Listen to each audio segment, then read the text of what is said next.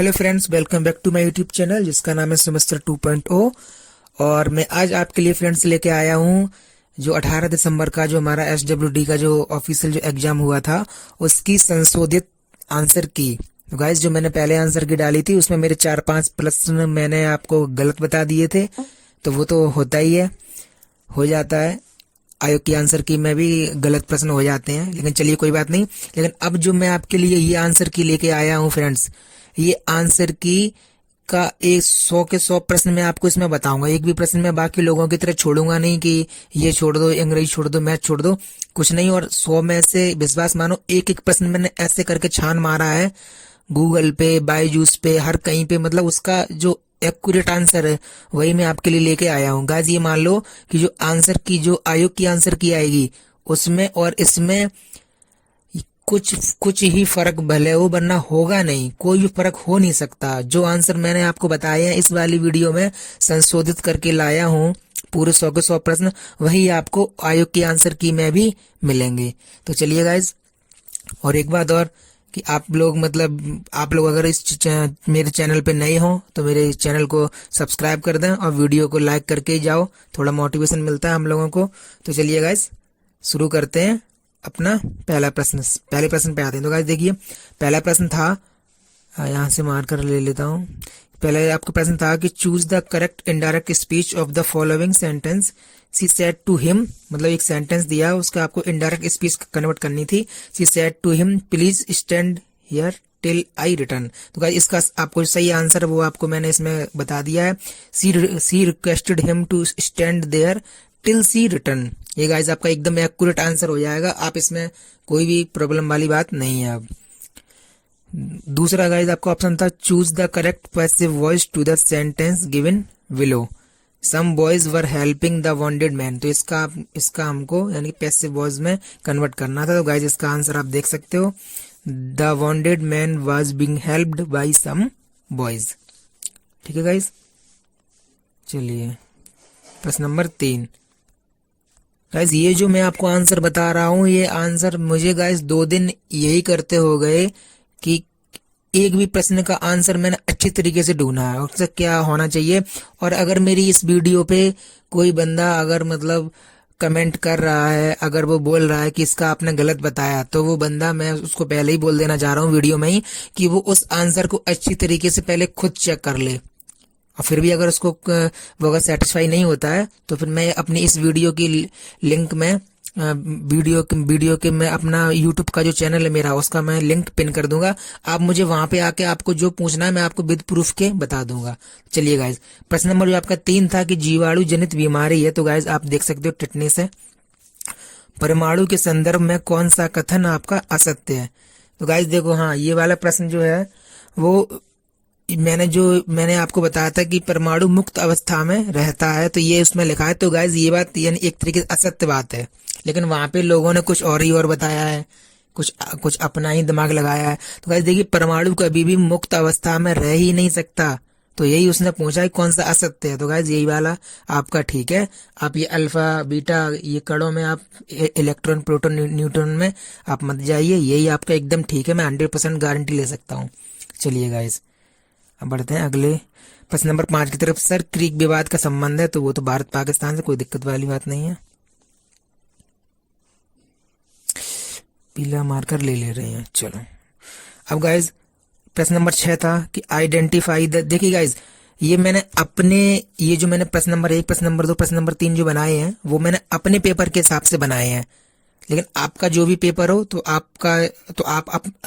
अपना उसमें क्वेश्चन यही वाला आप अपना देख लेना कि आपका क्वेश्चन किस नंबर पे दिया है। तो गाइज मेरे में इसके दिया था, मैंने ऐसे बना लिया, कोई दिक्कत वाली बात नहीं है। प्रश्न number 6, identify the figure of speech used in the given line. यानी वो बोल रहा है कि ये जो लाइन दी गई है, सो इनोसेंट अर्च सो कनिंगली सिंपल, इसमें कौन सा यानी कि आपका फिगर ऑफ स्पीच है। तो गाइज वो आपका था ऑक्सीमोरन।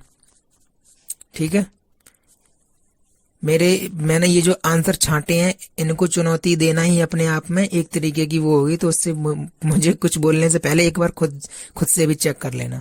चलिए गाइस, बढ़ रहे हैं प्रश्न नंबर 7 की तरफ। अशुद्ध शब्द चुना, तो वो तो सबको पता है। अशुद्ध शब्द गाइस कौन सा है, वो आपके सिंदूर है। शब्द उसका जो शुद्ध शब्द होता है सिंदूर, वो तो आपको पता ही होगा। अब गाइस देखिए, choose the correct verb in the following sentence. तो इसमें जो ये फॉलोइंग सेंटेंस दिया था वर्ब उसमें पहचानने के लिए, तो गाइस वहां पे आपकी होगी ए आर, यानी वहां पे आपकी वर्ब आएगी आर। ठीक है, चलिए गाइस बढ़ते हैं अपने प्रश्न नंबर 9 की तरफ। हर्ष चरित्र के लेखक सबको पता है गाइस, बाणभट्ट हैं, हर्ष के दरबारी कवि थे। चलिए प्रश्न number 10, match the work and author the choose the correct and choose the correct option. तो गाइस ये उनका वर्क दिया और ये इन ऑथर हैं। तो गाइस ये हैमलेट का शेक्सपियर था, गुलिवर ट्रेवल्स का आपका जोनाथन ट्रेड। ये देखिए मैंने मिला भी रख दिया, 1 का बी 2 का ए, यानी 1 का आपका बी हो गया, 2 का ए हो गया, 3 का आपका डी हो गया। गीतांजलि रवीन्द्रनाथ टैगोर जी ने लिखी है, द गाइड आपके आर के नारायण जी ने आपके लिखी है। ठीक है गाइस, और गाइस मेरी इस वीडियो से जिन लोगों को लगता है कि मैंने जो चैनल पे वीडियो डाली है उनमें से नहीं फंसा है, तो गाइस मैं बता दूंगा पूरे 10 प्रश्न डिट्टू फंसे हैं सिर्फ मेरी 6 वीडियो से। मैंने 6 ही वीडियो अपने चैनल पर अपलोड किया है SWD के लिए, उन 6 वीडियो में डिट्टू 10 प्रश्न फंसे हैं। चलिए गाइस बढ़ते हैं अगले प्रश्न की तरफ। 10 हो गए, 10 के बाद 11। सुनहरा शब्द में प्रत्यय का सबको पता है, हरा प्रत्यय आपके। यदि राम की लंबाई श्याम की लंबाई से 20% कम है तो श्याम की लंबाई राम की लंबाई से कितने प्रतिशत अधिक है। तो गाइस ये 25% इसका 25% इसका एकदम सही आंसर है। चलिए मान लीजिए कि tan n cos n theta plus sin n theta, तो tan का मान तो t tan का मान क्या होगा, जहां डिग्री आपकी 45। तो गाइस आपके ये मैंने सॉल्व किया था, 1/60 इसका आंसर आ गया था। निम्नलिखित में से कौन सा साल विश्व का सबसे गर्म साल माना गया है। तो गाइस वो आपके 1998 आपके विश्व का सबसे गर्म साल माना गया है। चलिए गाइस, नंदा देवी जीव मंडल निलय। तो गाइस ये तो हर किसी ने लगा दिया होगा, नंदा देवी पर्वत से ही लगा दिया होगा कि ये आपके कहाँ है, ये आपके उत्तराखंड में। पॉलीथीन किस यौगिक के बहुलकीकरण से बनता है। तो गाइस वो बता रहा है कि पॉलीथीन किस यौगिक के बहुलकीकरण से, तो वो तो आपके एथिलीन से आपके बन जाता है। चलिए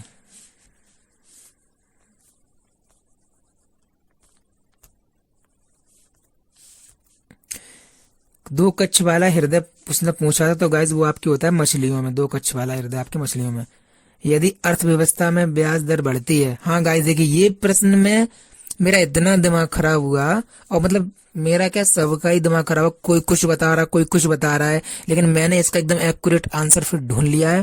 गाइस देखिए इसको मैं आपको समझा भी दे रहा हूँ। यदि अर्थव्यवस्था में ब्याज दर बढ़ती है तो क्या। अब गाइस अब आप सोचो, आप किसी से 1 लाख रुपए लेकर और आपके पास 9 लाख रुपए पहले ही से हो, तो आप यानी 10 लाख रुपए से आपने अपना कोई स्टार्टअप शुरू किया है, और जो आपने 1 लाख रुपए किसी से उधार लिए हैं, या मान लो आपके पास 5 लाख हैं, 5 लाख आपने उधार लिए, तो 5 लाख पे वो ब्याज लगा रहा है, मान लो 10% का लगा रहा है। तो आप अगर वो 10% का ब्याज लगा रहा है तो आप अपना स्टार्टअप 10 लाख का कर रहे हैं। लेकिन गाइस अगर वो ब्याज दर 10% की जगह अगर वो 2% ही आपसे ले, 10 की घटा के 2 कर दे, तो फिर तो आप पे जो ब्याज दर जो कम हो रही है, तो आप फिर क्या सोचेंगे, आप ये सोचोगे ना कि हम जो निवेश कर रहे हैं तो हम वो निवेश 10 लाख की जगह 11 लाख का कर दें। यानी कि अगर ब्याज दर में अगर आपसे कमी हो रही है ब्याज दर में, तो निवेश में जो आपका व्यय है, निवेश में खर्चा, वो आपका बढ़ेगा। लेकिन उसने पूछा था यदि अर्थव्यवस्था में ब्याज दर बढ़ती है तो अगर आपसे ब्याज ज्यादा जाएगा तो आप जो निवेश में जो व्यय कर रहे हो, निवेश में खर्चा कर रहे हो, वो आप उसमें आपकी कमी आएगी कि नहीं आएगी। तो यही प्रश्न पूछा था कि यदि अर्थव्यवस्था में ब्याज दर बढ़ती है तो क्या होता है, निवेश व्यय में हमारी कमी आती है। हम क्या कर देते हैं, हम जिस चीज में खर्चा करते हैं उस चीज में हम यानी कि शॉर्ट कर देते हैं, उस चीज में खर्चा मतलब कम कर देते हैं, कमी आ जाती है। तो ठीक है, फिर भी अगर किसी को समझ में ना आए तो मुझसे कमेंट में बोल देना, मैं उसको पर्सनली समझा सकता हूँ। ठीक है गाइस, 17 के बाद 18 के बाद आते हैं 19वें प्रश्न पे। मौलिक अधिकारों की संरक्षा हेतु निम्नलिखित में से कौन सी रिटें भारत के सर्वोच्च न्यायालय द्वारा जारी की जा सकती हैं। तो गाइस देखिए 5 रिटें जारी होती हैं, जिसमें से आपकी इसमें 2 इसमें पूछी थी, जो कि आपके मौलिक अधिकारों की संरक्षा हेतु निम्न में से कौन सी रिटें भारत के संरक्षण द्वारा ये जारी। तो गाइस 5 रिटें जारी होती हैं आपके मौलिक अधिकार में। तो उसमें गाइस आपकी 2 पूछी थी, दोनों आपके सही है एकदम। विक्रम संवत की शुरुआत, ये गाइस मेरा डिट्टू प्रश्न फंसा था, मैंने आपको बताया था आपके 58 ईसा पूर्व में आपके 58 BC में शुरू हुई है। ठीक है, यहाँ तक आपकी कोई दिक्कत नहीं है। और गाइस जिस जिस प्रश्न पे बहुत ज्यादा लोगों को डाउट है, लोग कह रहे हैं वो कुछ और बता रहा है, वो कुछ और बताया है, इसका आंसर नहीं मिल रहा है, तो वो मैं आपके अभी के अभी मैं आपको विद डिफाइन क्लियर करके चलूंगा आपको। चलिए प्रश्न नंबर 21, निम्नलिखित में से कौन सा तत्व द्रव अवस्था में होता है। गाइस ये वाला प्रश्न ब्रोमीन वाला पिछली वर्ष का प्रश्न है, ये जो 2021 का पेपर हुआ था उसमें से गाइस आपके दो प्रश्न डिट्टू आए हैं, एक तो ये ब्रोमीन वाला और एक नैनोमीटर वाला। तो ये मैंने आपको दो जगह पढ़ाया, ये भी मेरा प्रश्न फंसा है। गाइस सही आंसर हो जाएगा ब्रोमीन। अब गाइस देखो, स्वर संधि का उदाहरण नहीं है, तो गाइस देखो निह दन छल दन निश्चल, निह दन छल दन निश्चल, तो गाइस ये आपका नहीं है क्योंकि इसमें आपकी विसर्ग लगी है ना, तो ये विसर्ग संधि का हो गया उदाहरण। चलिए अब गाइस बढ़ते हैं अपने प्रश्न नंबर 23 की तरफ। निम्न में से कौन मानव में मादा जनन तंत्र का भाग नहीं है, तो गाइस वो आपके नहीं है शुक्रवाहिका। ठीक है, राम की शक्ति पूजा किसकी रचना, तो गाइस वो आपकी रचना है सूर्यकांत त्रिपाठी निराला जी की। ठीक है, यहां तक किसी को कोई दिक्कत नहीं होनी चाहिए। चलिए गाइस बढ़ते हैं आपके अगले प्रश्न की तरफ। किस अधिनियम द्वारा भारत में द्विसदनीय केंद्रीय विधानमंडल का गठन हुआ। गाइस देखिए ये प्रश्न मैंने गलत बता दिया था क्योंकि मेरे दिमाग में उस जिस टाइम मैं आंसर की अपनी बना रहा था तो उस टाइम मैंने इसको सर्च नहीं किया क्योंकि मेरे दिमाग में चल रहा था कि द्वैत शासन पूछा शायद इसने, लेकिन बाद में जब मैंने अपना इसमें दिमाग लगाया तो वो मेरा गलत था और ये मॉन्टेग्यू चेम्सफोर्ड अधिनियम 1919 था। आप इसको ठीक कर, ठीक है। परानिस्यंदन कहाँ होता है, आप देखिए गाइस ये जो प्रश्न है परानिस्यंदन कहाँ होता है, इस प्रश्न में ही लोगों ने बहुत गलत आंसर बताए हैं। बहुत से लोग बता रहे हैं कि ये समीपत कुंडली नलिका में होता है। तो गाइस मैंने इसको अच्छे से चेक किया है, गूगल पे भी चेक किया है, बायजूस पर भी चेक किया है। गाइस ये जो बोमन संपुट होता है, तो बोमन संपुट में आपके ब्लड को फिल्टर किया जाता है, ब्लड को फिल्टर किया जाता है बोमन संपुट में, यानी बोमन्स कैप्सूल करके वहां पे लिखा था। तो इसका जो इंग्लिश जो रूपांतरण है कन्वर्जन वो वोमन कैप्सूल है। तो गाइस इसका सही आंसर होता है वोमन संपुट में, क्योंकि वोमन संपुट में रुधिर को छानने की क्रिया ही आपकी परानिस्यंदन कहलाती है। ठीक है, चलिए गाइस अब बढ़ते हैं प्रश्न नंबर 27। ओजोन परत पाई जाती है। गाइस मेरा देखो सीधा सीधा मेरा प्रश्न फंसा है, मैंने आपको समझाया था अभी अच्छे तरीके से। ठीक है गाइस, ओजोन परत आपकी स्ट्रेटोस्फियर यानी कि आपके समताप मंडल के अंतर्गत पाई जाती है और ये क्या हमारी रक्षा करती है, ये आपकी गाइस सीएफसी से, ये जो सीएफसी जो गैस है क्लोरोफ्लोरोकार्बन, उससे क्या होता है कि जो अंतरिक्ष से जो किरणें आती हैं वो हम तक पहुंचने से रोकती है आपकी ये ओजोन परत। तो ये सीएफसी गैस जो कि ये शीतलक के रूप में कार्य करती है फ्रिज में, आपके रेफ्रिजरेटर, आपके जो कोल्ड स्टोरेज हैं, तो उनमें से जो ये गैस निकलती है तो ये गैस आपकी ओजोन परत को हानि पहुंचाती है। ठीक है गाइस, चलिए यदि एफ बल है और डी विस्थापन है तो कार्य होगा गाइस, ये काफी कार्य होगा एफ डॉट डी वेक्टर में। चलिए गाइस ठीक है, बढ़ते हैं अगले प्रश्न की तरफ। मोललता के बारे में कौन सा कथन सत्य है। तो गाइस देखिए ये प्रश्न तो लगता है सबने ही गलत किया है, सबने क्या मुझ पे भी गलत हो गया क्योंकि पहले मैं यही लगा रहा था, मेरा गलत हो गया। तो गाइस देखिए अभी ये सब लोगों का ये गलत है कैसे। मोललता वहां पे सब लोगों ने, गाइस रुको मैं यहाँ पे पेपर खोल लेता हूँ, ठीक है। 29, हाँ गाइस देखिए यहाँ पे सब लोगों ने क्या लगाया है, सब लोगों ने यहाँ पे लगाया है कि मोललता 1 लीटर विलयन में उपस्थित मोलों की संख्या है, सब लोगों ने ये लगाया है। लेकिन गाइस मोललता जो होती है वो 1 लीटर विलयन में उपस्थित मोलों की संख्या नहीं होती है, वो 1 लीटर विलयन में उपस्थित जो विलेय है, विलेय के मोलों की संख्या होती है, यानी पूरे बिलियन की नहीं, पूरे बिलियन की नहीं। जो चीज उसमें कम मात्रा में जो चीज होती है उसको बोलते हैं विलेय, तो उस विलेय के मोलों की संख्या है। लेकिन सही इसका आंसर होगा बिलियन की मोललता ताप के साथ नहीं बदलती है। गाइस ये आप कहीं भी चेक कर लेना, जो बिलियन की जो मोललता होती है उस पर टेम्परेचर का कोई इफेक्ट नहीं पड़ता, यानी टेम्परेचर के कारण वो यानी अनचेंजेबल होती है, वो बिल्कुल भी अपरिवर्तित नहीं होती है। तो ये आपका एकदम सही आंसर हो जाएगा। अब गाइस बढ़ते हैं प्रश्न नंबर 30 की तरफ। यदि 20 वस्तुओं का क्रय मूल्य 15 वस्तुओं के विक्रय मूल्य के बराबर हो तब लाभ प्रतिशत ज्ञात होगा। तो गाइस 20 और 15 का निकाल लो डिफरेंस, आ गया 3 और 3 आ गया, और गाइस 3 का भाग लगा दो इसमें तो कितनी बार जाएगा आपके तिप्छे 15, यानी कि जो 3 है वो गाइस, यानी कि 3 3 3 आप 3 बार जोड़ोगे तो हो जाएगा ये 33, यानी 100 का तिहाई यानी 33%। मैं तो ऐसे ही कर देता हूँ। चलिए गाइस अब बढ़ते हैं अगले प्रश्न की तरफ। विजयनगर साम्राज्य का संस्थापक विजयनगर साम्राज्य का संस्थापक आपके थे हरिहर और बुक्का नाम के 2 भाइयों ने विजयनगर साम्राज्य की आपकी नींव डाली थी। चलिए, identify the correct match from the following. Guys ये आपका था, ये जो पूछ रहा है कि आइडेंटिफाई द फ्रॉम मैच, यानी कि ये आपके एडमंड जो स्पेंसर हैं, ये आपके राइटर हैं और ये इनकी रचना है। चलिए अब बढ़ते हैं प्रश्न नंबर 33 की तरफ। तो 1 नैनोमीटर बराबर आपके, देखिए गाइस ये प्रश्न उसने पिछली बार भी पूछा था और आपसे फिर भी पूछ लिया।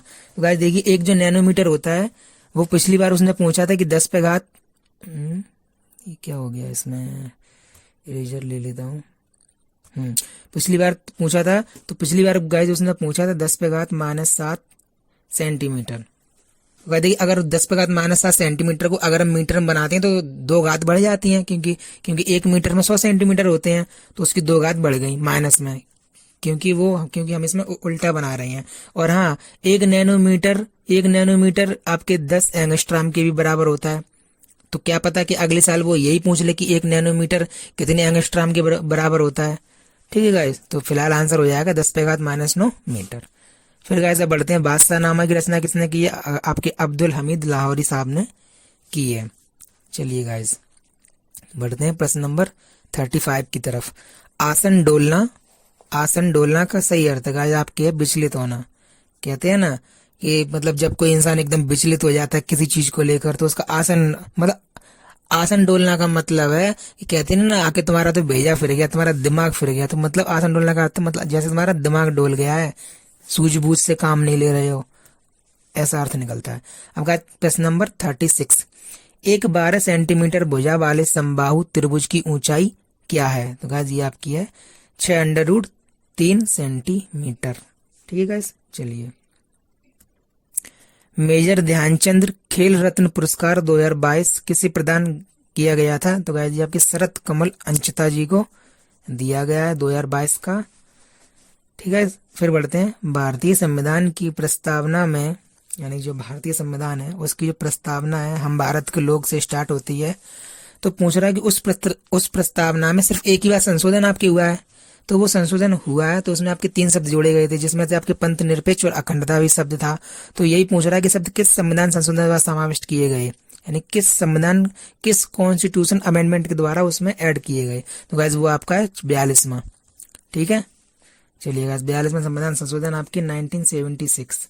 ठीक है, चलिए गाइस बढ़ते हैं अब अगले प्रश्न की तरफ।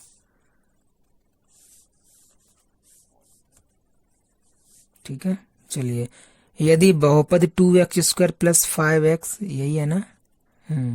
यदि बहुपद 2x² + 5x + के मूल अल्फा बीटा हैं तथा α² + β² + अल्फा बीटा बराबर 21/4 हैं, तो k का मान होगा। तो गाइज ये आपका मान निकल के आया था k बराबर 2। ठीक है गाइज, k बराबर 2 आपके मान निकल के आया था। चलिए, निम्नलिखित में से किस नदी का बेसिन भारत में सबसे बड़ा है? तो गाइज ये गंगा नदी का बेसिन भारत में सबसे बड़ा है। गाइज देखिए बेसिन होता क्या है, अब जैसे गंगा नदी है, गंगोत्री ग्लेशियर से निकलती है आपके, लेकिन गंगा का जो बेसिन है वो सिर्फ गंगा द्वारा घेरा गया क्षेत्रफल नहीं है, या गंगा द्वारा सिंचाई की गई खेती नहीं है। जैसे जो गंगा की सहायक नदी है आपकी यमुना, उसका भी क्षेत्रफल, प्लस उसकी जो सहायक नदी है यानी कि यमुना की चंबल, उसका भी क्षेत्रफल, प्लस जो चंबल की सहायक नदी है यानी आपके छिप्रा जिसके किनारे उज्जैन बसा है। जब प्रश्न बहुत पूछा जाता है, तो कहने का मतलब है किसी एक मुख्य नदी और प्लस उसकी जितनी भी सहायक नदी हैं और सहायक की भी सहायक नदी हैं, उन सब का बेसिन मतलब उन सब के द्वारा घेरा गया क्षेत्रफल आपके कहलाता है बेसिन। तो गाइज ये जो भारत में सबसे बड़ा बेसिन है वो आपके गंगा नदी का है। ठीक है गाइज, चलिए प्रश्न नंबर 41। सूल पाणी में कौन सा समास है? यह आपके भगवान जी की बात हो रही है, बहुवीर्य समास है आपके। उत्तर प्रदेश में राष्ट्रीय कथक संस्थान आपके पंडित बिरजू महाराज के नाम पर रखा गया है और ये आपके लखनऊ में अवस्थित है। चलिए गाइज, फिर भी मैं आपको बता दे रहा हूँ, अगर आपको कोई भी अगर आपको प्रॉब्लम हो किसी भी प्रश्न में, आपको फिर भी आपका दिमाग घूम रहा हो, आपका दिमाग चल रहा हो कि नहीं इसका तो यही होगा, तो आप मुझसे पूछ सकते हो, मैं आपको पर्सनली बता दूंगा। ठीक है, मेरे टेलीग्राम चैनल पे आके आप मुझसे मैसेज कर सकते हो पर्सनली, मैं टेलीग्राम पे मैं बता सकता हूँ। अब गाइस देखिए, डार्विनवाद का मूल आधार देखिए गाइस, जो डार्विनवाद का जो मूल आधार था वो आपके था जो जो वेराइटीज थी, जो विभिन्नताएं थी, यानी कि जो जीव जंतुओं में, जो पेड़ पौधों में, जो यानी कि जो विभिन्नताएं है ना, विभिन्नताएं, उन वेराइटीज को लेकर उन्होंने डार्विनवाद अपना जो प्रस्तुत किया था, जो उनका सिद्धांत था। लेकिन सिद्धांत में उनका जो था, जो प्राकृतिक चयन, यानी कहने का मतलब उन्होंने अपना सिद्धांत देने के लिए जिस चीज का चयन किया था, वो गाइस आपकी प्राकृतिक चीजें थी, जैसे कि जीव जंतु या ये आपके पेड़ पौधे प्राकृतिक है ना, तो इसलिए गाइस उनके सिद्धांत को आपके प्राकृतिक चयन के नाम से भी जाना जाता है। तो गाइस ठीक है, पूर्वी उत्तर प्रदेश का प्रमुख लोकगीत आपकी बिरहा है, बिरहा। ठीक है गाइस, चलिए प्रश्न नंबर आपके 45, दादा साहब फाल्के पुरस्कार 2020 किसे प्रदान किया गया? दादा साहब फाल्के पुरस्कार ये गाइस आपके आशा पारेख को किया गया था, और गाइस आपके 2019 वाला आपके रजनीकांत सर को किया गया था, और 2020 वाला आपको आशा पारेख को किया गया था। निम्न में से कौन सा क्रियाकलाप राष्ट्रीय आय लेखांकन में सम्मिलित नहीं किया जाता? तो गाइस इसमें 3 आपके ऑप्शन दिए थे, और तीनों के तीनों में से कोई भी आपके सम्मिलित नहीं किया जाता। तो गाइस ऑप्शन आपका सही हो जाता है उपरोक्त सभी। ठीक है गाइस, चलिए प्रश्न नंबर 47, उत्तर प्रदेश में कौन सी जनजाति दीपावली को शोक पर्व के रूप में मनाती है? गाइस आपके थारू जनजाति है। देखिए गाइस, मैंने भले ही इसमें 2 दिन लगा दिए, अपना दिमाग खर्च कर दिया, लेकिन अगर मैं आपके लिए आंसर की बना रहा हूं तो फिर मैं अब ऐसी बनाऊं जिसमें आपका एक भी प्रश्न गलत ना हो, और आपको ये भी नहीं कि अगर मैं आपको आंसर की बता रहा हूं तो मैं आपको उसमें 80 प्रश्न नहीं बताऊं, 20 प्रश्नों को मैं आपको छोड़ दूं कि इसको बाद में देखेंगे, इसको ये है वो है। ऐसा नहीं है, आंसर की बनाना तो पूरी की बनाओ। तो बस ठीक है, ये आंसर की आपकी, ये मान लो कि आपकी एकदम आयोग की तरह आंसर की है ये।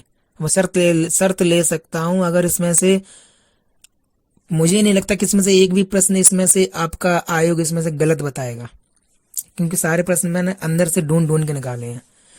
आर त्रिज्या वाले वृत्त की 2 जीवाएं ए बी और एसी हैं, तथा ए बी बराबर 2AC यदि पी और क्यू, यानी कि जो शर्त स्कीम दे रखी है कि ए बी बराबर आपके 2AC है, और फिर बोल रहा है यदि पी और क्यू, यानी पी और क्यू जो है वो ए बी और AC की उसके केंद्र से दूरियां हो, तब सत्य कथन आपका हो जाता है 4Q² बराबर P² और प्लस 3R²। ठीक है गाइस, चलिए बढ़ते हैं अगले प्रश्न की तरफ। एक इलेक्ट्रिक बल्ब 60 वाट एक दिन में 6 घंटे उपयोग में लाया जाता है। एक दिन में उसकी ऊर्जा की जो खपत गाइस आपकी होगी 0.36 आपके यूनिट। ठीक है, उदय योजना किस क्षेत्र से संबंधित है? गाइस ये योजना मैंने पढ़ी नहीं थी, लेकिन इसका नाम ही है उदय योजना, तो मैं इसको समझ गया कि ये बिजली यानी कि विद्युत से संबंधित है। ठीक है, चलिए मॉन्टेस्क्यू ने किस पुस्तक की रचना की है? तो गाइस वो आपकी की है द स्पिरिट ऑफ लॉज। ठीक है, ट्रिप्सिन जो आपका एंजाइम होता है, ट्रिप्सिन नामक आपका एंजाइम होता है, वो आपके अग्न्याशय से निकलता है।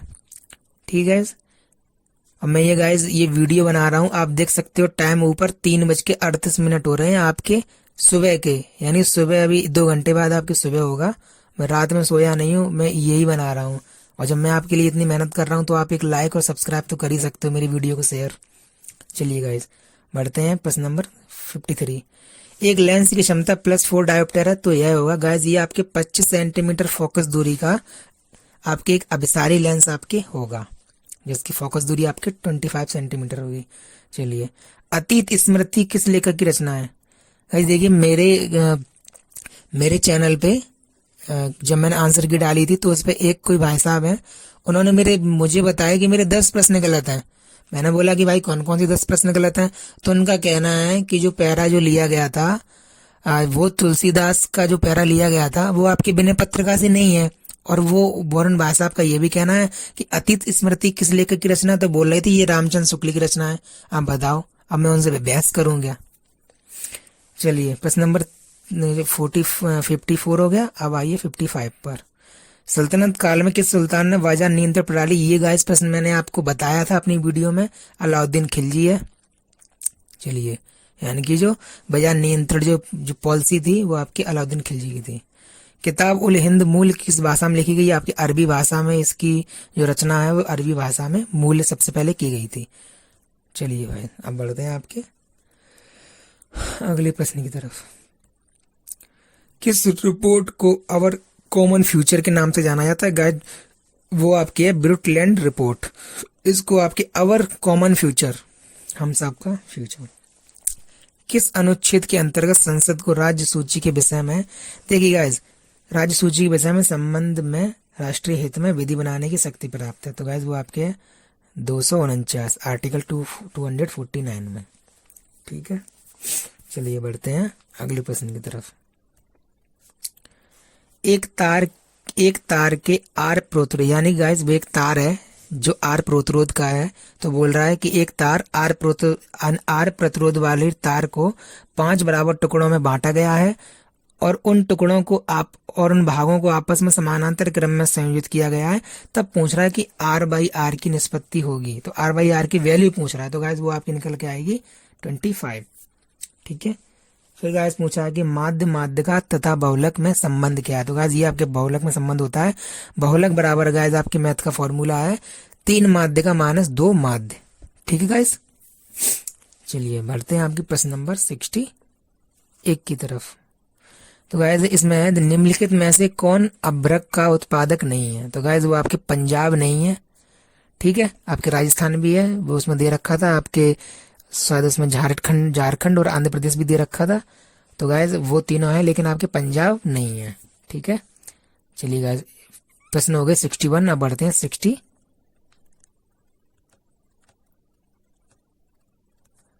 चलिए गाइज प्रश्न नंबर 62। 61 तक आपके हो गए थे, ये आपके 62। हाँ गाइज, ये प्रश्न मैं आपको अच्छे से बताना चाहता हूँ।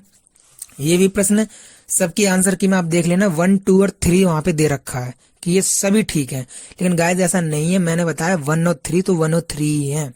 गाइस देखो कैसे हैं। प्रश्न है कि बैड बैंक हाल ही में खबरों में थे। नीचे दिए गए कूटों का उपयोग करते हुए इस बारे में सही वक्तव्य चुने। तो गाइस देखिए, पहला इसमें दे रखा है यह एक बैंक है जो बैंकों के फंसे हुए ऋणों को खरीदता है। गाइस एकदम ठीक बात है, इसमें हमें कोई प्रॉब्लम नहीं है। फिर गाइस तीसरा ऑप्शन इसमें है यह भारत की दोहरी बैलेंस शीट की समस्या को से निपटने में मदद करेगा। ये भी ठीक बात है। अब गाइस जो लोगों ने बोला है कि तीसरा है, तो गाइस देखिए तीसरा कैसे नहीं है। तीसरा इसमें बोल रहा है वर्तमान में भारत सरकार इस तरह का बैंक गठित करने का विचार कर रही है। गाइस देखिए, विचार वर्तमान से नहीं कर रही है, विचार वो 2020 से ही कर रही है। लेकिन इस तरीके का बैंक भारत में स्थापित हो चुका है। आरबीआई ने कब का लाइसेंस दे दिया है, मुंबई में उसकी स्थापना हो गई है। देखिए एनएआरसीएल भारत की एक बैंक है आपकी, जो जिसको यानी इंडियन बैड बैंक के नाम से जाना जाता है। एनएआरसीएल मैं यहाँ पे लिख देता हूं, आप एनएआरसीएल। तो गाइस जब ये बैंक की स्थापना पहले ही आरबीआई कर चुकी है, भारत सरकार कर चुकी है, तो फिर इसमें ये जो ऑप्शन नंबर 2 है वो तो गलत हो रहा है ना, क्योंकि ऑप्शन नंबर 2 के अकॉर्डिंग ये है कि इस बैंक की स्थापना हुई नहीं है, लेकिन स्थापना करने का सोच रही है। तो गाइस ऐसा कोई नहीं है।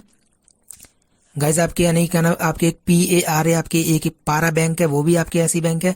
और गाइस ये आप देख लेना NARCL, ये यानी इंडिया लिमिटेड है, आपके भारत सरकार द्वारा इसकी स्थापना की गई है। ठीक है, तो गाइस इसका पहला और तीसरा ही इसका ठीक होगा, दूसरा इसका गलत है। एकदम मैं आपको 100% बता सक रहा हूँ। चलिए गाइस बढ़ते हैं प्रश्न नंबर 63 की तरफ। बेला सागर जो आपकी झील आपके महुआ में, इसमें कुछ नहीं बोलना, एक्यूरेट कांस्टेंट आंसर है। हाँ गाइस, अब देखिए अब ये प्रश्न नंबर 64। अनिवार्य विदेशी मुद्रा हेजिंग के बारे में सत्य कथनों को चुनिए। तो गाइस इसमें आपके दोनों ही कथन आपके ठीक थे, कोई इसमें प्रॉब्लम वाली बात नहीं है। ठीक है, अब गाइस प्रश्न नंबर 65। चंपारण आंदोलन आपके 1917 मैंने बताया था अपनी वीडियो में, कोई दिक्कत नहीं है। अब गाइस प्रश्न नंबर 66।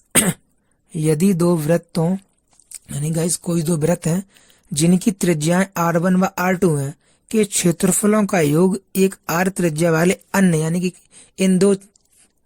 कोई 2 वृत्त हैं जिनकी त्रिज्या R1 व R2 है, तो बोल रहा है कि उनके क्षेत्रफल का योग, दोनों के क्षेत्रफलों का योग एक अन्य तीसरे R त्रिज्या वाले वृत्त के क्षेत्रफल के बराबर होता है। तो गाइस इसका जो आंसर निकल के आया था वो आपके R1² + R2² बराबर आपके R²।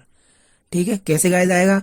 ये गाइज आपके पाई R1 square plus pi R2 square बराबर पाई R स्क्वायर। तो गाइज पाई पाई पाई पाई पाई पाई जो है वो आप R1 प्लस R2 में से कॉमन लेके और यहाँ वाले से आप काट दोगे तो बस एक लाइन का सवाल था, एकदम कुछ नहीं था इसमें।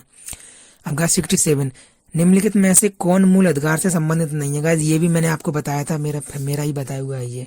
तो आपके वो गाइज वो आपके काम का अधिकार नहीं है, काम का अधिकार आपके DPSP से है, आपके नीति निर्देशक तत्व है गाइज के, ठीक है। चलिए 67 के बाद गाइज आते हैं 68 पे। यदि द्विघात समीकरण x square minus P x plus 1, यानी कि यदि द्विघात समीकरण x square minus P x plus 1 बराबर 0 का एक मूल अल्फा हो तो अल्फा प्लस 1 बाई अल्फा का मान है। तो गाइज वो आपके निकल के आएगा पी, ठीक है। ये मैंने अभी सॉल्व भी किया था। निम्नलिखित में से कौन सा चर खुशहाली सूचकांक का अंग नहीं है? तो गाइस देखिए, जब यानी खुशहाली सूचकांक जब बनाया जाता है तो उसमें आपके जो शिशु मृत्यु दर है उसको काउंट नहीं किया जाता है, ठीक है। तो ये गाइस आपके खुशहाली सूचकांक का एक चर नहीं है। फिर गाइस आप देखो टॉम बॉब सैंड, मैंने आपको हर वीडियो में आपको मैंने 2-3 बार बताई है, क्योंकि ये हमारे यूपी हमारे मैनपुरी की हैं और यूपी की हैं स्पेशल। और यूपी का कोई क्वेश्चन अगर आपको इंटरनेशनल लेवल पे मिलता है, अगर गाइस आपको यूपी का कोई क्वेश्चन है और कोई करंट अफेयर का, और अगर वो आपको इंटरनेशनल लेवल पे मिल रहा है तो आप समझ लो कि वो क्वेश्चन आने की प्रोबेबिलिटी 99.99% है, अब वो आएगा जरूर। तो गाइस ठीक है, इसके आप गीतांजलि श्री हैं, tomb of sand. Geetanjali Shree ने एक पुस्तक लिखी थी रेत की समाधि, उसका ही डेजी रॉकवेल ने अंग्रेजी में ट्रांसलेट किया था जिसका नाम था टॉम बॉब सैंड। तो गाइस पूछ रहा है पुस्तक के रचनाकार कौन? रचनाकार तो गाइस आपकी गीतांजलि श्री हैं, ठीक है। बढ़ते हैं प्रश्न नंबर अब 75 की तरफ, वो 74 की तरफ। रियो डी जेनेरियो, देखिएगा ये प्रश्न भी लोगों ने गलत बताया है, यानी कि आंसर की में कई प्रश्न लोगों ने गलत बताए हैं, वो गलत बताए हैं, वो प्रश्न गलत बताए हैं जो कि बताने नहीं चाहिए।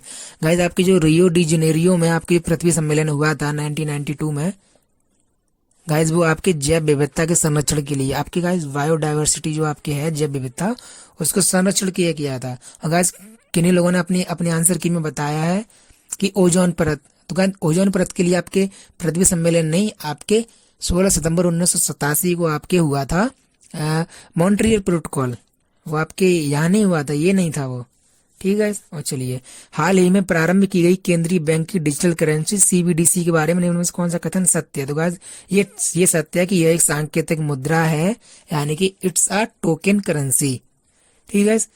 मोटर गाड़ियों में उपयोग होने वाला उत्प्रेरक परिवर्तक बना होता है, तो गाइस वो आपके बना होता है platinum plus palladium plus rhodium, इन तीनों के मिश्रण से आपके बना होता है जो मोटर गाड़ियों में उपयोग होने वाला जो आपका उत्प्रेरक परिवर्तक है, ठीक है गाइस। यहाँ तक कोई प्रॉब्लम नहीं है। चलिए बढ़ते हैं आगे, प्रश्न नंबर 77। भारत में वन संरक्षण नीति कब लागू की गई? इसमें भी कोई प्रॉब्लम नहीं है, 1952। प्रतिबंधन एंडो न्यूक्लियस एंजाइम DNA को काटता है। देखिए किसी और चैनल पे ये भी प्रश्न आपके गलत बताया गया है।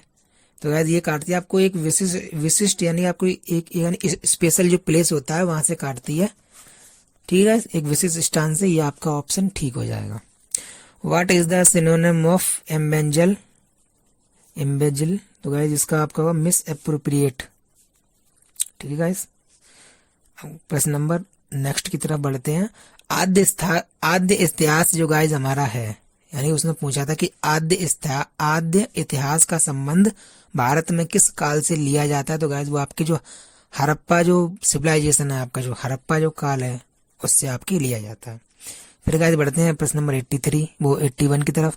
भारतीय संविधान का कौन सा अनुच्छेद जो है वो नगर निकाय में महिलाओं को आरक्षण प्रदान करता है? तो गाइस वो आपके 243 का जो आपके टी है, जो आपके टी जो क्लॉज है 243 का टी, वो आपको जो आपके नगर निकाय में जो आपके चुनाव होते हैं उसमें आपको महिलाओं को यानी आरक्षण प्रदान करता है, ठीक है।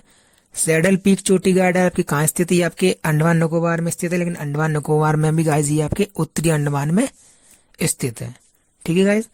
बढ़ते हैं प्रश्न नंबर 83। ब्रह्मपुत्र नदी कहाँ से निकलती है? तो गाइस ये आपके तिब्बत में चेमायुंगचुंग आपकी हिमनद से निकलती है। फिर गाइस देखो, वृत्त x-2a ब्रैकेट में x-2b प्लस ब्रैकेट में y-2c प्लस सॉरी ब्रैकेट में y माइनस 2d बराबर 0 का केंद्र है। ठीक है, मैं दोबारा बोल दे रहा हूँ, वृत्त ब्रैकेट में x माइनस 2a, फिर दूसरे ब्रैकेट में x माइनस 2b प्लस तीसरे ब्रैकेट में y माइनस 2c एंड फिर से ब्रैकेट में y माइनस 2d बराबर 0 है। तो पूछ रहा का केंद्र है, तो गाइस इसका केंद्र है a plus B comma C plus D. ठीक है, चलिए guys, the poet is talking about. हाँ गाइस, ये प्रश्न, और ये प्रश्न कई लोगों ने बताया वुमेन, कई लोग बता रहे हैं वुमेन, तो गाइस ये वुमेन नहीं है, मैंने इसको चेक कर लिया है। मैंने इसको गूगल पे इसकी जो लाइन्स है उनको बोला था, तो वो पूरी पोइट निकल के आ गई। और पोइट का मैंने जो डिक्लेरेशन पढ़ा है पोइट के बारे में क्वेश्चंस, तो उसमें बोल रहा है कि ये एक बहती हुई नदी के बारे में पूरा पूरा बखान है, यानी कि this story about fluid river. ठीक है गाइस, तो ये कॉन्सेप्ट आंसर एकदम करेक्ट है, आपके रिवर के बारे में ही बात हो रही है। चलिए गाइस, अब बढ़ते हैं प्रश्न नंबर 86। कंदरिया महादेव मंदिर के शासक ने बनवाया था, तो ये गाइस आपके धंगदेव ने बनवाया था। ठीक है, भारतीय संविधान की प्रस्तावना के शब्द हम भारत के लोग किस देश से लिए गए हैं, तो गाइस ये आपके लिए गए हैं, और किस देश के संविधान से, आपके ऑस्ट्रेलिया के संविधान से। देखिए गाइस, जो प्रस्तावना हमारी है वो प्रस्तावना का विचार तो जो लिया गया है, यानी जो प्रस्तावना जब जवाहरलाल नेहरू ने सोचा था कि प्रस्तावना होनी चाहिए, तो तब गाइस उन्होंने जो यूएसए का संविधान है, यूएसए का कॉन्स्टिट्यूशन है, वहां से विचार लिया था।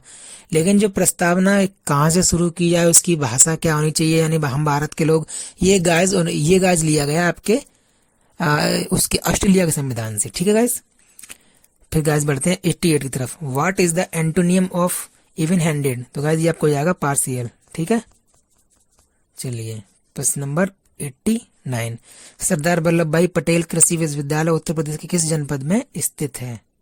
ठीक है, सरदार वल्लभ भाई पटेल लौह पुरुष कृषि विश्वविद्यालय उत्तर प्रदेश के किस जनपद में, आपके मेरठ में। देखिए गाइस, मैंने आपको पहले ही बताया था, यूपी की स्पेशल यूपी करंट अफेयर से वो भर भर के सवाल पूछता है। अब गाइस आपने पेपर दिया है तो आपको खुद पता है कि उसने सिर्फ यूपी से उसने कितने प्रश्न पूछ लिए। अभी मैं आपको देखो काउंट करवाऊंगा, देखो कि उसने यूपी से कितने उसने प्रश्न पूछे हैं। मैं आपको हर वीडियो में बोलता था कि आप यूपी की जीके है उसको तैयार करो अच्छे से। अगर जिस भी बंदे ने गाइस जिस भी बंदे ने मेरी 6 वीडियो देखी होंगी, वो सिर्फ 4 घंटे की थी 6 वीडियो, अगर वो किसी ने देखी होंगी तो उसके 10 प्रश्न तो सिर्फ मेरी 6 वीडियो से ही उसके फंसे होंगे। चलिए, भारतीय संविधान के 73वें संविधान संशोधन, गाइस ये भी देखो मेरा फंसा है। 1993 का उद्देश्य था गाइस जो त्रिस्तरीय पंचायती राज की जो व्यवस्था थी, यानी कि जो आपके बलवंत राय मेहता जो समिति ने आपकी जो 73वें संविधान संशोधन के बलवंत राय मेहता समिति की सिफारिश पर गाइस आपके भारत में त्रिस्तरीय जो पंचायती राज की व्यवस्था की गई है। ठीक है, चलिए, सूर्य की ऊर्जा किस क्रिया के द्वारा उत्पन्न होती है, गाइस आपके नाभिकीय संलयन के द्वारा। ठीक है, चलो बढ़ते हैं अगले प्रश्न की तरफ। निम्न में से कौन मौद्रिक नीति का अस्त्र यानी औजार है, तो गाइस ये आपके ब्याज दर।